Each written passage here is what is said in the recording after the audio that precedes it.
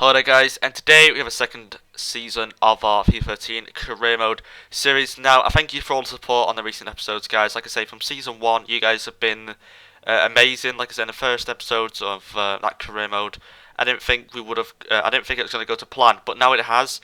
And this second season now, we've stayed with Swansea. Now, the important thing with this is now we're going to stay here, and we're going to see if we can actually beat our last year's where we was. I think we were seventh or eighth. I'll go back and check. Like I say, but I think we ended up seventh. Now seventh is not bad, if I'm honest. Not bad for Swansea anyway from the start. We was predicted we would end up at 15th with our star player being Michu, I think it was.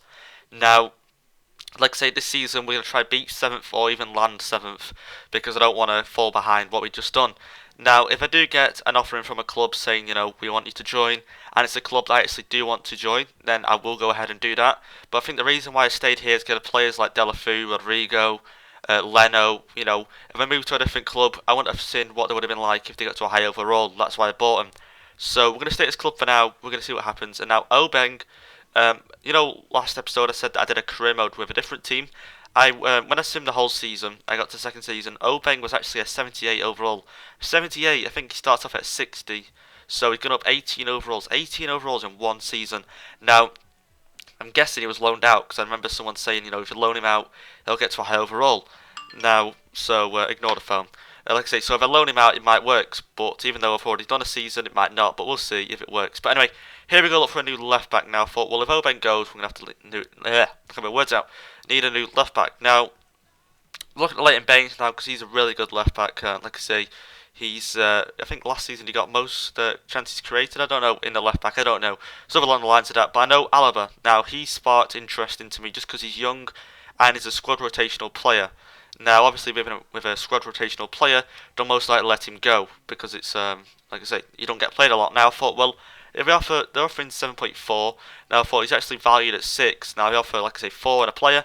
They might let him go, but it's all like sort of like, or should we sort of see what they come back saying? Just offer something in. If they accept, then it's all good. But see what they actually do want for the player instead of inquiring. Because normally when you inquire, they want a lot more than you can buy him for. Now, like I say, that Matic, the guy there, he looked really good. And we had some of these players from last season, like Bennett. I was looking at him and I thought we might buy him, but then again, you don't really have the pace which you sort of need in a CDM to run back. I want at least 70 pace or something like that, something decent. Now, Luis Gustavo interests me a lot. Now, I was watching a video yesterday, I think it was from AA9 Skills, he was saying how players from Ultimate Team that are OP in that are actually OP in career mode, like David Luiz, for example. Now, I thought, well, Luis Gustavo in Ultimate Team is classed as one of those, best CDMs in the game if you're going to build a team that has him in. And I thought, well, if that's what he's saying it is, I'll buy him. Seeing as I've used him in Ultimate Team, and he's really, really good. Now, we'll go ahead, put an offer, and see if we can get him. And like I said, we'll put him at CDM with Britain, which Britain may go. We don't know. See here, I had him in a deal because he's getting old. He's like 30 now. I think he's coming up to 31. Because obviously with that, he's going to decline in overall. Which see here, we get an offer for him. And yeah, like I say, he's 30. He's only 75 overall. So we're going to offer 2.5, which I think is reasonable for him because he's actually a really good player. Even though the stats may say he's not that good, he's 30, all that sort of stuff. He's actually a really good player in a CDM. Don't have the best of shooting, which he doesn't sort of need. He's really, really good. Now, Bayern Munich come back saying Alaba and Gustavo, we want better deals. Now, Alaba, I was looking to see what sort of players, and I thought if I offer them another centre-back, they may say yes, because obviously then get rid of a centre-back, we'll offer them a centre-back. But with him being a squad rotational player, I didn't want to offer my best players, because I thought I could probably get him on a cheaper than he actually is. I'd rather offer my best players to someone like Gustavo, who's, like I said, 25. It could sort of class that as old, but I sort of class old as like 26, 27. That's when you sort of want to get them out and get the most money for them as you can. Because teams aren't going to offer a lot of money for players that are like 30, like Britain, for example. If he was like 25 and he offered 2.5 back, they would have accepted. Now, Bonnie at Newcastle came in. I was like, I'd buy for 13 and a half. I'd rather you buy for 13 and a half as well. I don't want to lose out on money, even though when you sell them, you get the sort of tax, and I'd probably get about 11 and a half back. So we'll see if he goes. Gustavo, Bayern Munich come back, say again.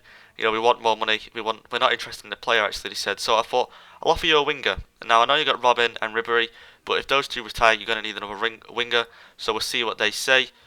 Newcastle come back for the Bonnie offer, which is say he hasn't been playing that good all season. They haven't playing that much ever since the boy from the start. So January he wasn't playing that well. But anyway, they come back and they say we're not interested, and Udinese coming for him, which is pretty tempting, guys. If you are going to do this, if a club comes in for a player, but you want a player from theirs, so say like they've got Muriel and Di Natale, say if I wanted to buy them, I'd offer the player they wanted from me.